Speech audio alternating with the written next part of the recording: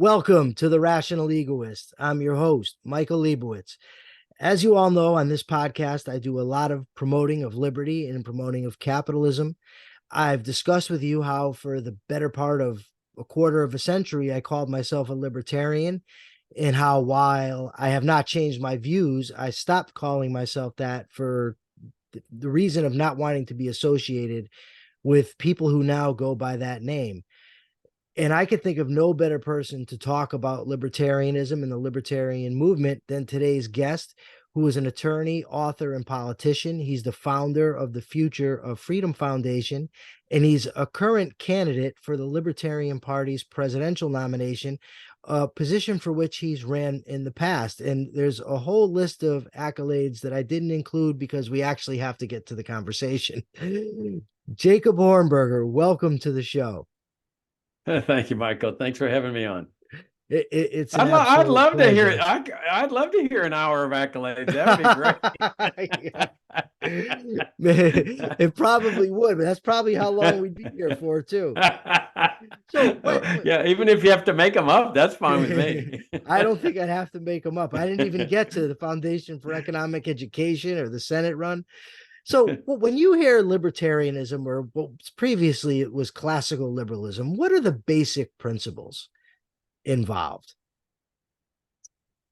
Well, the core principle of the libertarian philosophy is what's called the non-aggression principle. That holds that in a genuinely free society, people would be free to do whatever they want with their lives, so long as their conduct is peaceful, non-fraudulent. In other words, as long as they're not murdering, raping, stealing, defrauding people, they should be free to do whatever they want. And the whole idea of libertarianism is achieving a free society. And before I discovered libertarianism, I'm like most Americans. I honestly believe that I live in a free society. I mean, I think most people exemplify Lee Greenwood's famous song where he sings, "Thank God I'm an American, because at least I know I'm free." And I think that's the mindset of most Americans. And it was my mindset.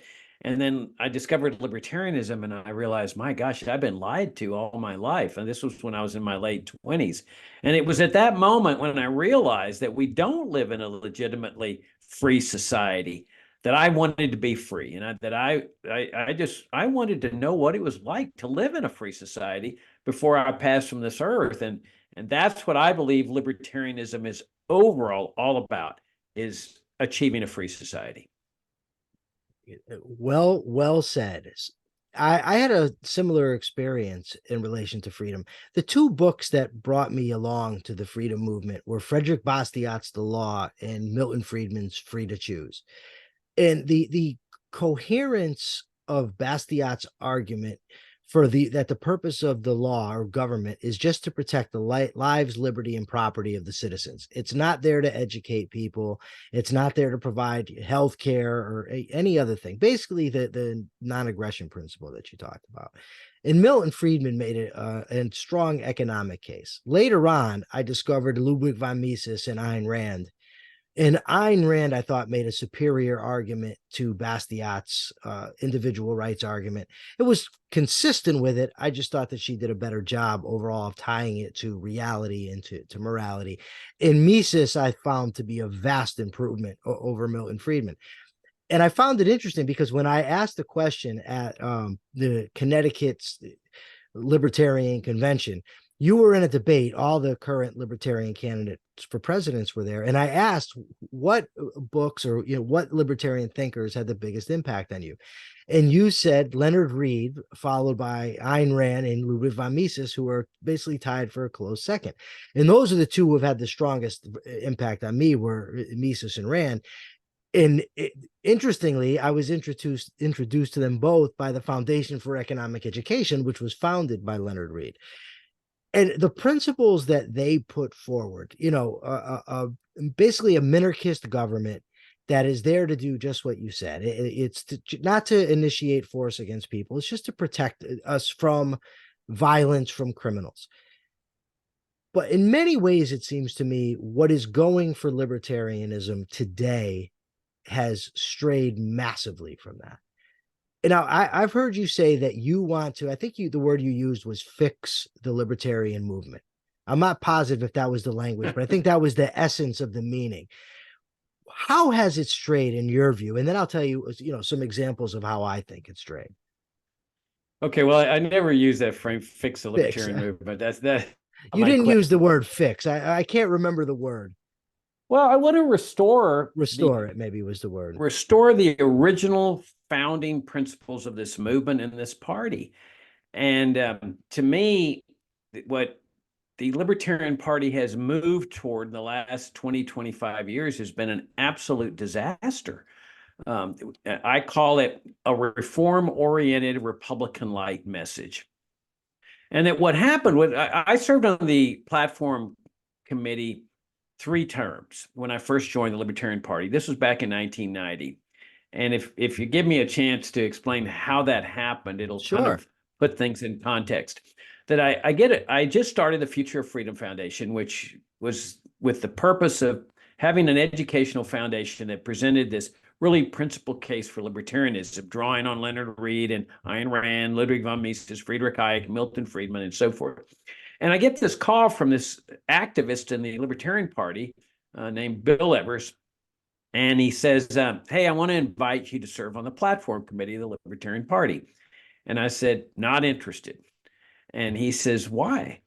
And I said, well, I don't know very much about the Libertarian Party, but I know it's a political party, and therefore it's going to be watering down principles and compromising principles for the sake of getting votes. And he says, well, have you ever read the party platform? And I said, no, and I don't need to, because I know what it is. It's just a collection of ad hoc public policy reform-oriented positions designed to get votes that compromise the true principles of libertarianism. So he says, let me send you a copy.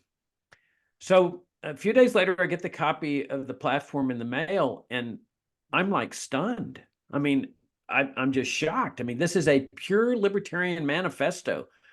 Open borders, abolish Social Security, abolish Medicare, abolish the CIA, abolish the FBI, and in other words, identifying what the real infringements on liberty are and getting rid of them instead of reforming them.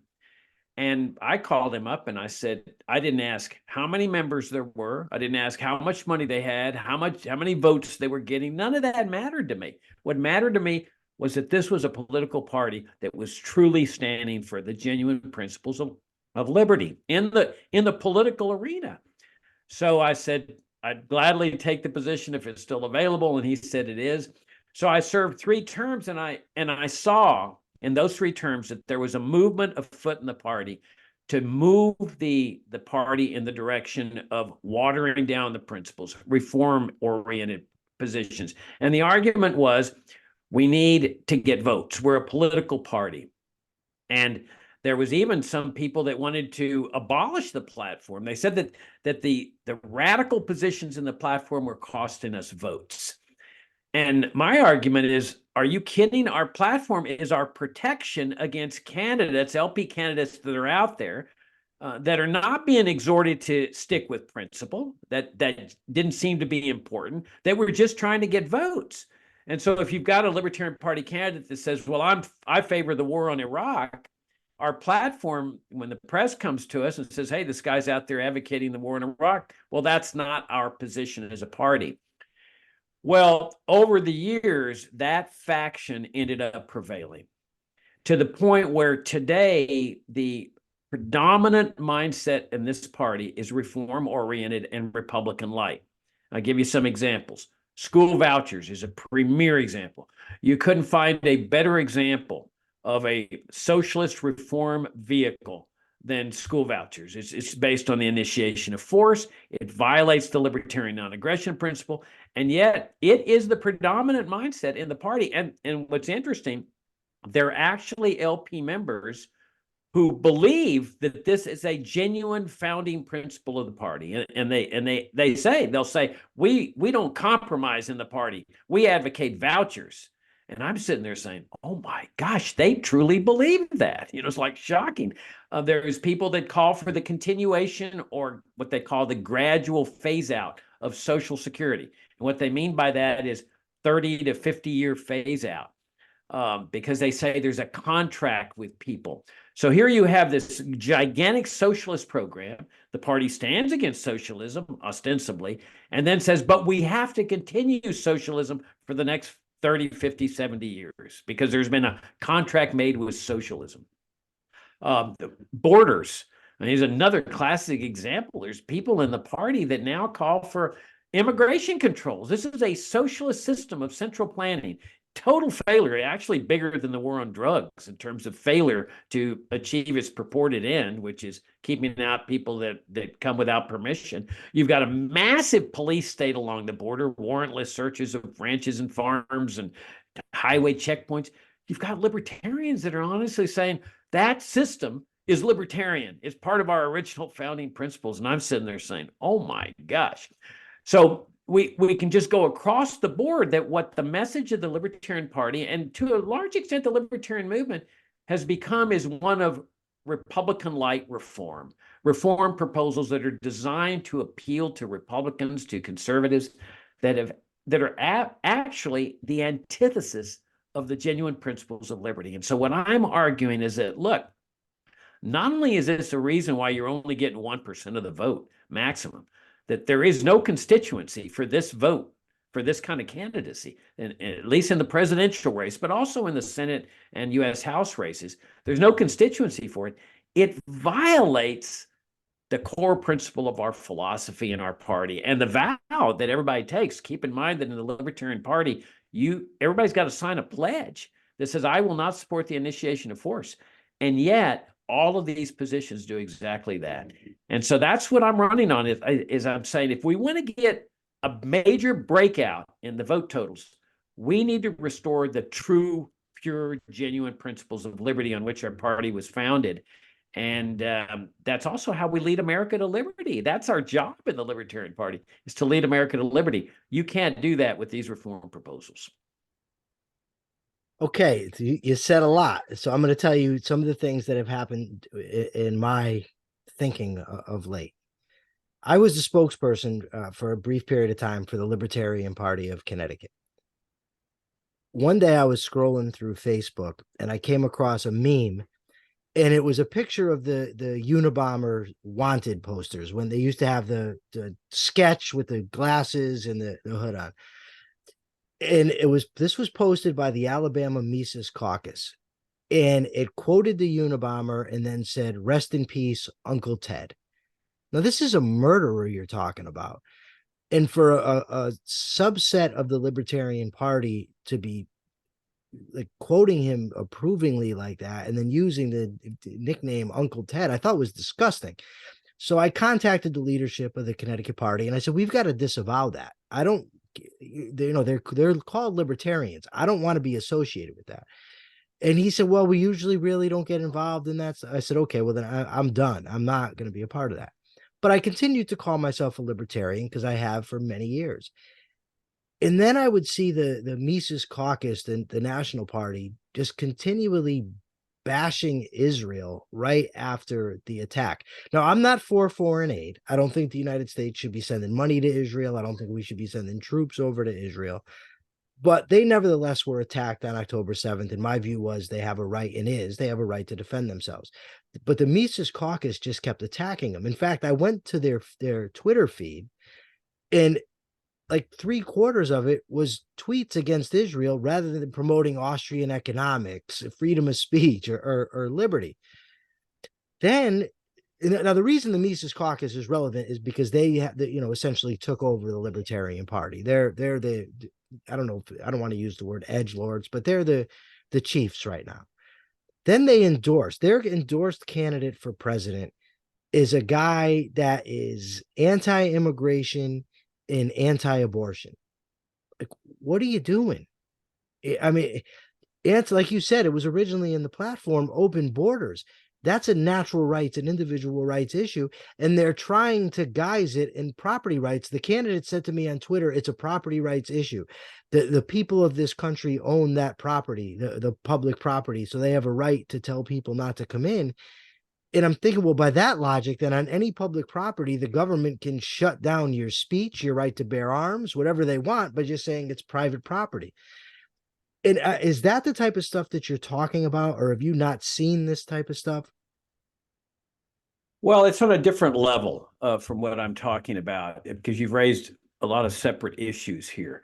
On this Ted Kaczynski quote, I'm not familiar with that, and so I didn't know they did that. But assuming they did, this is what I think is going on. You've got this bad message that has been going out in this party for 20 or 25 years in the president, especially in the presidential races, this message of reform and Republican light that I've been talking about, and where there's actually a rejection. Some people even loathe the genuine principles of the party, which I stand for. I mean, the principles that I'm enunciating in my campaign, nobody can deny that these are the genuine, pure principles of the party and the movement. But what I find fascinating is that there's people that loathe these principles, actually loathe them. And I'm sitting there saying, this is really bizarre. Why join a political party when you loathe the principles? Why not join another party where you love the principles? But this message has been such a failure. I mean, 1% is the maximum. A Wall Street Journal poll just came out, brand new, about 3 or 4 days ago, that the Libertarian Party presidential candidate in the poll gets 1%. And that confirms the same poll that was done 3 months ago by the Journal, 1%. Our presidential candidate 3 years ago got 1%. Two of my competitors got 1% and 2% in their races for Congress. Well, there's been this frustration of why don't more people vote for us? And there's been different theories. Oh, we haven't gotten our message out. Well, I hold that's pure nonsense. And we have gotten this message out. The problem is people don't like the message. And I don't like the message either. I'm with the 99% who reject the message. But what has happened in this frustration where they say, oh, well, everybody's a libertarian. You hear that often. Everybody's got a libertarian streak in them, Jacob, right? Well, okay, if that's the case, why do 99% of them vote against this message? Well, the reason is, I hold, because they know it's a bad message, and I'm with them. It is a bad message. But what these candidates do and what they teach them at these training sessions is the problem is we haven't gotten our message out. And so they turn to this macho flash type thing where they feel like they have to get attention to our message. They think that, oh, well, people don't know our message. So they make these radical statements, shocking statements that are designed to get attention. And then the idea is, oh, well, once we get the attention, because we can't afford to buy advertising and so forth, we're a small party, people will then like our message once they see our message. Well, it never works, because what they don't understand is that not only do those kind of messages turn people off, but that's not the problem. The problem is not that people don't know our message. It's that they do know our message and have concluded that it's a bad message. Now, on this issue of immigration, I couldn't agree with you more. I mean, here you have a classic example of the non-aggression principle, crossing a border. I mean, when I drove to New Jersey and Connecticut, I traveled through a lot of state borders, across those borders on the highway. And when I crossed those borders, they would say, like, welcome to Delaware. There were no border guards there at all. I just crossed the border. So I didn't violate anybody's rights by crossing a border. And the same applies to any political border. Anybody that crosses a border does not violate the libertarian non-aggression principle. Well, what Michael Rechtenwald, who is a fierce advocate of America's socialist immigration system and immigration police state, despite the fact that he's an anarchist, which I find very fascinating, that what he claims is this weird formulation where he says that in an anarchist society, everything would be privately owned, and therefore there would be no foreigners coming in because private owners would not let them cross their property. But what he ignores in this formulation, which I consider very weird, is private roads. That there's roads that are still going to connect people to businesses and to other properties and stuff, because you have to go from place to place, and you do that with roads. Well, there's no reason to believe that private owners of roads are going to be discriminating against foreigners. You don't see Walmart discriminating against foreigners, or Target, or Giant Foods or any other business. You don't see signs up there that says, we don't serve foreigners. Because they want to make money, they want more Sure. customers. So in that anarchy society that this guy's talking about, and this is the fallacy of their formulation, the probability is that Target, Walmart, and all these huge stores would own the roads because they would be facilitating customers to their businesses, and so the chances that they would exclude foreigners is ridiculous. And what they're doing, these people that advocate this anarchy type system, is they're imputing their prejudice against immigrants to owners of businesses and other houses that rent to foreigners and so forth, which is, of course, ridiculous. But the fact is, we don't live in that anarchist society. We live in a government where the government owns the roads and the bridges. And we don't want government to be discriminating against anybody on the basis of anything, race, color, creed, national origin. The government facility should be open to everyone, and including foreigners. So people should be free to cross the international bridge, like at my hometown of Laredo, Texas, just cross like regular human beings, traveling, walking, driving their car, and heading up north and other parts of the country, thereby complying with the libertarian non-aggression principle. But what these immigration control advocates, like Reckonthal want, is a massive government presence there that initiates force against people who are conducting this peaceful activity, along with the massive police state. I mean, this guy wants to complete Trump's Berlin Wall down there. This is how ferocious he is on this thing. So this is a classic example of where right-wingers have come into our party with their baggage, and instead of abandoning their baggage and saying, I'll accept the libertarian principle of open borders, which has been the party's principles and the principles of the libertarian movement for well over 50 years, they say, we want the Libertarian Party to join up with the Republicans. And for that matter, the Democrats too, because the Democrats favor this system too, so that all of us would be on the same page. And if that day comes, Michael, it will be a tragic day in the history of this party. I mean, they succeeded, the watered down people succeeded in getting abolished from the platform the provisions that call for the abolition of the CIA, the FBI. But if they succeed in getting this provision abolished of open borders, where the Libertarian Party is now standing with the Republicans on this page, it will be an absolute tragic day in the history of this party, because we are the beacon of light. We are the beacon of hope for these people that are dying and suffering as a result of this police state along the border and this socialist immigration system. And I will fight vehemently to maintain the purity of this position in the Libertarian Party. We can lead the world to freedom on this particular issue. Let me just wrap this up. This open borders is the only solution to this crisis. I've seen this crisis all my life. I grew up on the border. I spent almost half my life there. I've seen this crisis. I've seen the death, the suffering, the police state. What people don't realize is that open borders is the only solution. You adopt open borders today, the entire crisis disappears tomorrow. Just like with the drug war. You want to get rid of the cartels, you legalize drugs today, the cartels disappear tomorrow. And the whole drug war crisis disappears. That's the only solution. Well said. Another problem that I see now, the authors that you're talking about, Hayek, Friedman, those aren't two of my favorites, but they do say some good stuff. But Mises, Rand, the classicals, Bastiat, John Locke, the founding fathers of this country, they have really good arguments for liberty, but it's an intellectual case. There seems to be what I've come to call pop culture libertarianism out there, where people who aren't aware of the arguments for libertarianism nonetheless call themselves libertarians, and it leads to real confusion. And I'll give you an example, and I'd like to get your take on it. I've always considered free speech, and going back to Milton, free speech was an issue of the government preventing speech, where the idea was, I have the right to speak, the government doesn't have the right to stop me. It doesn't mean that I come into your home and I can say whatever I want, or that I could go into a restaurant and just start spouting off whatever I want, or that a radio host has to give me a microphone to speak on a show.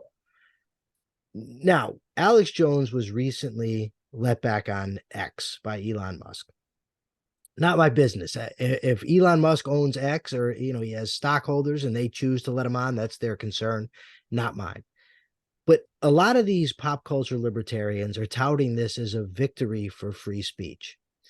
Now, on the face of it, maybe someone says, well, who cares? It's just, misuse of language. The problem is it implies that Alex Jones and other people have a right to be on social media platforms, a free speech right.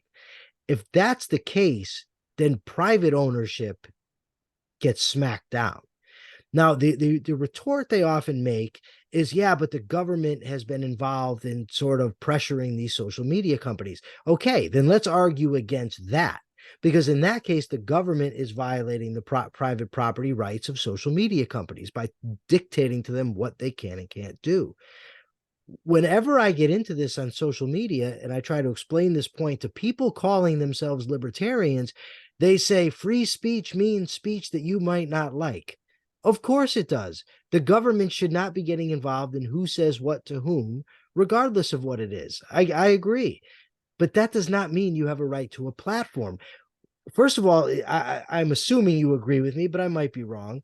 Do you agree with me? And if so, like, what is the cause of this confusion? Because I think it's harmful to the libertarian perspective and the liberty movement in general.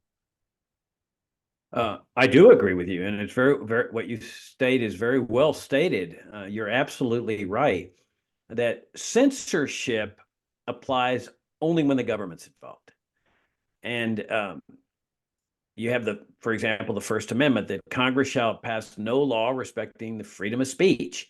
That's Congress to a certain extent. It encompasses the entire federal government. But that's when we talk about censorship, we're talking about government telling people what they can say or can't say and so forth.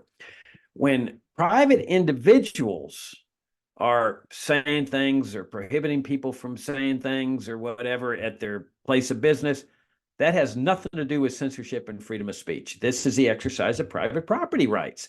So, for example, if Walmart has a sign that says anybody that comes in this store cannot advocate for gun rights, well, that's Walmart's right because they own the facility. They're not infringing on anybody's freedom of speech. There's no free speech infringements here. That this is them exercising their right of private ownership. And if the customer doesn't like that rule, he doesn't have to go in. This, example of this is that famous saying that the Supreme Court brought up once: you cannot cry fire in a crowded theater. Right. Well, that's absolute nonsense. You can cry fire in a crowded theater if the theater owner says you can. It's up to the theater owner, not anybody else. Now, if customers say, well, we don't want to go to that theater if anybody can cry fire, fine. But it's a property rights issue.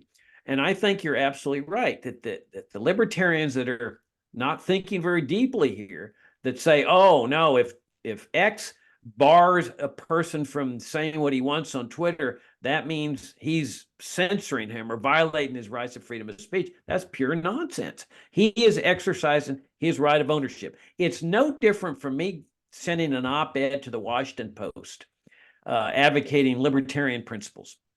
And they say, thank you, Mr. Hornberger. We decline to publish your op-ed. They are not censoring me. They're not violating my right of free speech. It's the same with you on your show. If you have somebody that come up to you who's a statist and says, I want to appear in your podcast to expound my point of view, you have a right to say no. And so I think that it's critically important that if we're going to let people know what we stand for as libertarians, that there be a clear understanding of what libertarianism is all about. And this is one of my beefs with the party. They spend a lot of time on training sessions, tons of times on training sessions on how to get, signatures for ballot initiatives or how to go door to door. But I very rarely see training sessions on how to get the message right. Yeah. And to me, your ideal in the party would be to have libertarian candidates across the board all having the same message, the libertarian message, rather than this hodgepodge of, oh, his speech rights are being violated because he got barred on Twitter. But I also agree with you also on the point you made, which is an excellent point, that to the extent that government is interfering with these private companies in one way or another, that's where the focus should be, stopping government from doing this. Right. You know, there was at the Connecticut Libertarian Convention is where I met you. They brought in some of these what I would call pop culture libertarians, and two of them that spoke. The first one was Josie, the redheaded libertarian, and she referred to the invasion on the border, which to me is so anti-libertarian. It doesn't even deserve to be talked about. I think I actually asked her on Twitter, where does the federal government derive its authority to regulate immigration? Because it's certainly not in Article 1, Section 8. You know, and then the other guy was Clint Russell, I believe his name is, and he was talking about COVID conspiracies, about how it was created and then released. And I just was sitting there thinking, okay, so one person gets the liberty message dead wrong, and the other person, instead of arguing for principles, is trafficking in unproven conspiracies. What was the point of this? Did the party have them there simply because they're pop culture and can reach another audience? Because from my view, it doesn't matter how big the audience you reach is if you're not reaching them with the correct principles. If you bring them along and then they get them to start voting libertarian, but what they're voting for are immigration restrictions and COVID conspiracies, you haven't accomplished anything. So I guess, I mean, like, my question to you ultimately is, what is the way out of here? How do we, those of us who actually advocate for liberty? Now, you know, I consider myself an objectivist, for instance, in the tradition of Ayn Rand. I love Ludwig von Mises's economics. Hell, I even like Rothbard's economics, but I'm no anarchist. But there's a lot of minarchists. I'm getting a little technical. Small government people who believe the purpose of government is to protect the lives, liberty, and property of its citizens. There's a lot of people like that that aren't objectivists, but I could work with them just fine. I don't have to agree with them on everything under the sun, as long as we can agree that the purpose of government is to do these things, right? But this thing has gone just haywire. So how can we get it so those of us who are actually for liberty can get our message out and make some headway? What can we do? And what can people listening do? We do what we're doing right now, like in this show and what I'm doing with my campaign. I mean, I'm trying to raise people's vision of what a genuinely free society is, because it has got corrupted. That vision has gotten corrupted. This example that you used, and you know, I can't verify she said that. I wasn't really listening closely that evening, but if she really said that these are invaders, that illegal immigrants are invaders, that's your classic Republican position. I mean, it's just classic Republican that illegal immigrants are invaders. Yeah. And well, they're not invaders. Let me tell you what an invader is. An invader is what the US government did to the people of Iraq. Bombs, missiles, death, destruction, destroying homes, killing people. That's an invasion. When people are peacefully crossing a border, especially in an attempt to save their lives or the lives of their families, or to improve the lives of their families, that's all that is. They're simply engaging in a peaceful act of crossing the border. Now, obviously, under today's system, they do trespass on farms and ranches because they're trying to circumvent the police state down there. But in a regime of totally open borders, there's no trespassing anymore, because people can cross at the established crossing points, the International Bridge, for example, at my hometown of Laredo.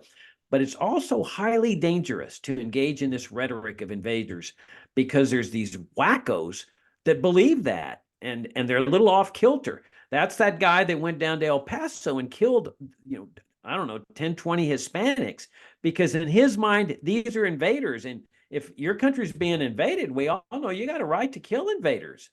And I mean, that's a general principle of war. So these little off-kilter people take these kind of pronouncements that these are invaders, and they go to town with them and start shooting people. And that's the last thing we as a libertarian movement should be advocating, either directly or indirectly. So yeah, our battle is a battle over methodology. Now I forget the other example you used. What was it with Clint? Just a conspiracy stuff. Oh And yeah, it's not something I would yeah. get into an argument about. It just has nothing to do with promoting liberty. Unless you're just going to say the government shouldn't be involved in COVID mandates or lockdowns or forced vaccination. All of those are principles of liberty. But to me, those are true principles no matter how good the vaccine is and no matter where the virus comes from. The government shouldn't be doing that type of stuff. So when he said that we have a virus that was created and released, that just detracts from the message and quite frankly makes people think you're nuts. Well, there are instances where the evidence establishes beyond a reasonable doubt, or maybe even with a lower standard of clear and convincing evidence, that something has happened. But my feeling is that evidence does not exist in the COVID thing. It may still surface, and then people can establish that. But I agree with you. I think that what we should be focusing on is not how this virus got started, but the government's response to the virus. And that was where the destruction of liberty took place. But here's another beef I have with my opponents in this race, and generally the message of the Libertarian Party. It was almost entirely focused on opposing the mandates. That they shouldn't have a mask mandate. They shouldn't have a vaccine mandate. Fine, we can all agree with that as libertarians.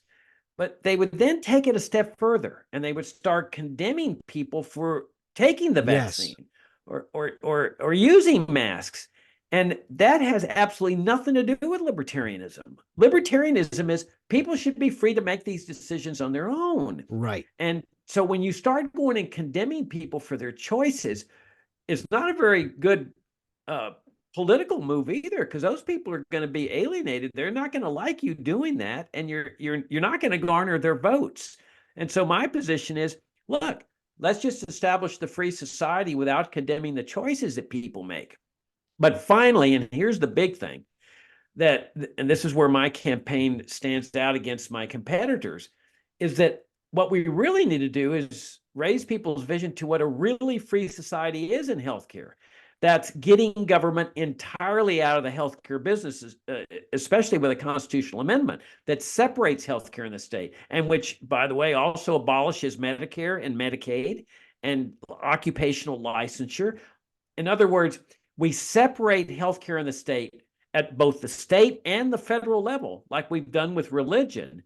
And therefore, we no longer have to worry about the state, because otherwise it becomes a whack-a-mole issue where you're having to hit this mandate or that mandate or that mandate. Once it's enshrined in the Constitution that the government doesn't have authority to get involved in healthcare, now we're talking about a genuinely free society. Not one last question, but one of my last questions has to do with this idea of decentralization, because that's big. That's what Rechtenwald's big thing, the decentralization movement. And I responded to him this morning, and I said, I'm not all that concerned with decentralization as an end in itself. What I'm concerned with is liberty. I'd rather advocate for a government that's going to protect the lives, liberty, and property of its citizens. In other words, individual rights and capitalism. The thing is, with decentralization, there's no guarantee that these local governments are going to be based on liberty or going to enshrine liberties. Local governments can be just as tyrannical as the federal government. Now, if you're arguing for federalism as a means to restrict government power, I'm okay with that. It can go haywire at times, as it did with the Jim Crow laws, but it is a weapon in the arsenal to limit government.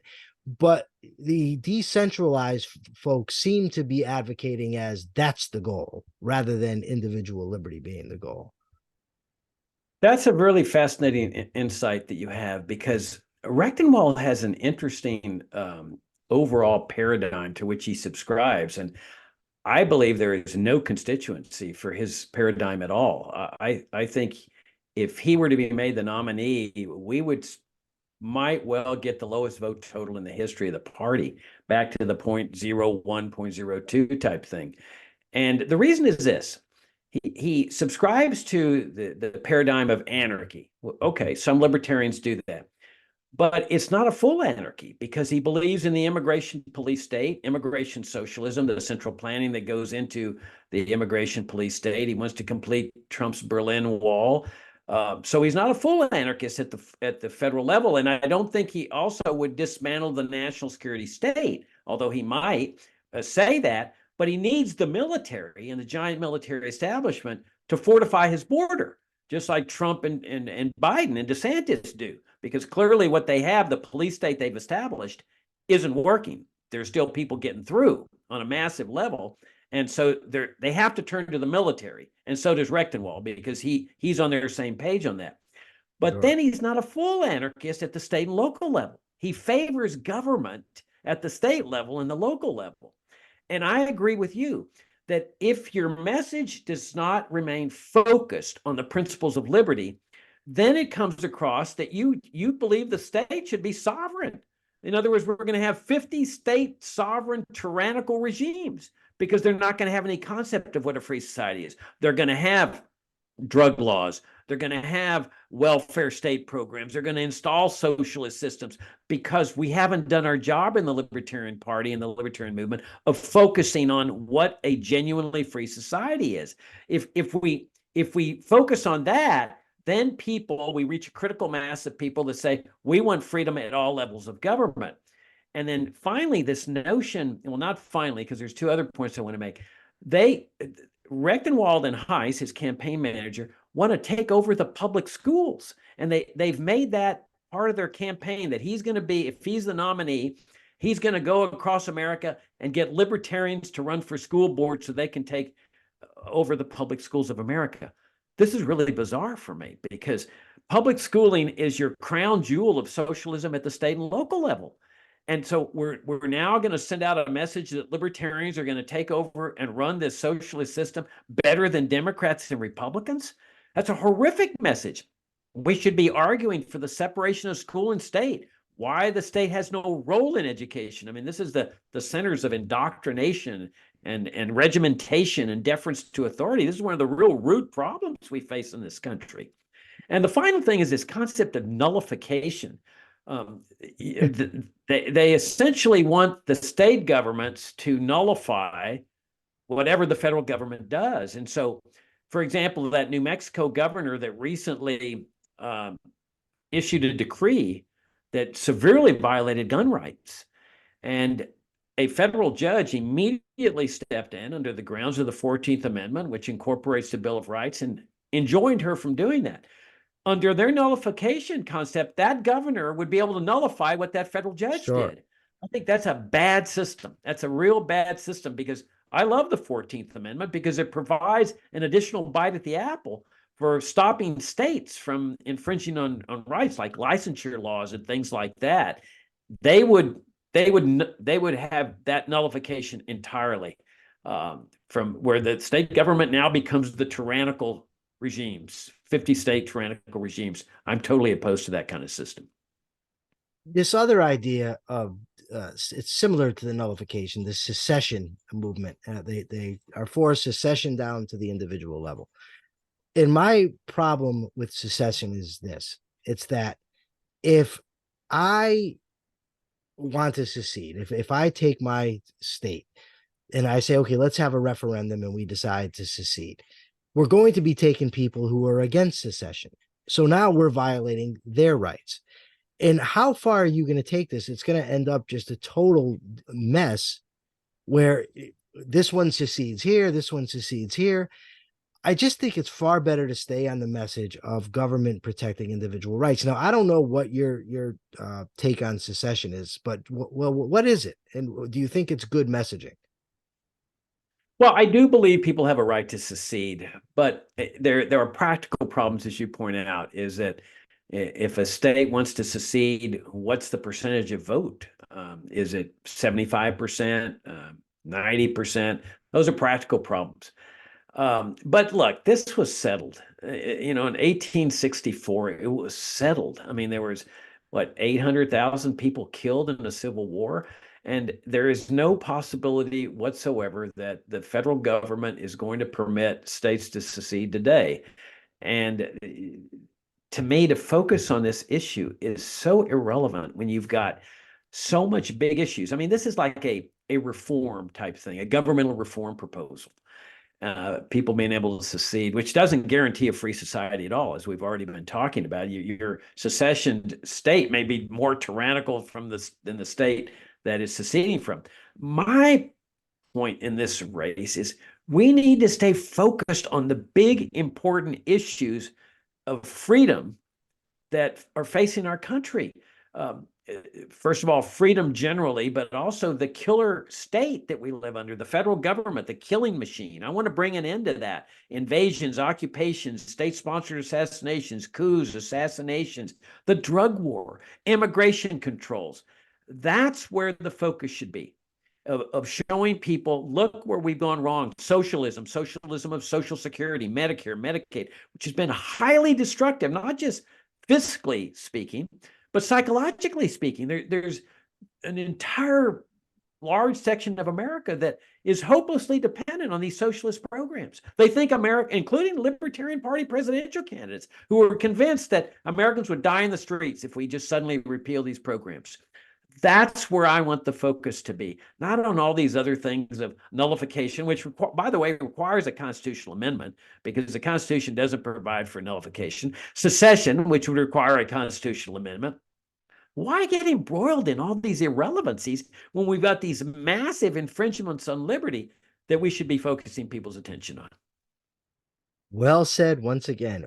All right, Jacob, is there anything that I didn't ask that I should have, or anything you didn't get to say that you would have liked to? No, I think that's it. It's been a great interview. Thank you very much for asking some very pointed and very relevant questions as Thank far you. as where this country's going and where this party's going. So where can people find you and find your writings and everything you're about? Well, in my campaign is jacobforliberty.com. And if you want to see my 34 years of articles and the work that we've done at the Future of Freedom Foundation, that's at fff.org. And that's the principal place where people can find what I've done with liberty and advancing liberty and libertarianism throughout my life, or until after I discovered libertarianism when I was in my late 20s. Jacob, thank you so much for being here today. Thank you for answering my questions. And more importantly, thank you for your work in advancing the cause of liberty. It's been an absolute pleasure to have you here. Thank you, Michael. Appreciate it and greatly enjoyed the interview. Thanks for the good questions. For now, this is the Rational Egoist signing out. I'm Michael Liebowitz. Remember, please leave your comments. I really want to know what you think. It helps the show. It helps me. Till next time.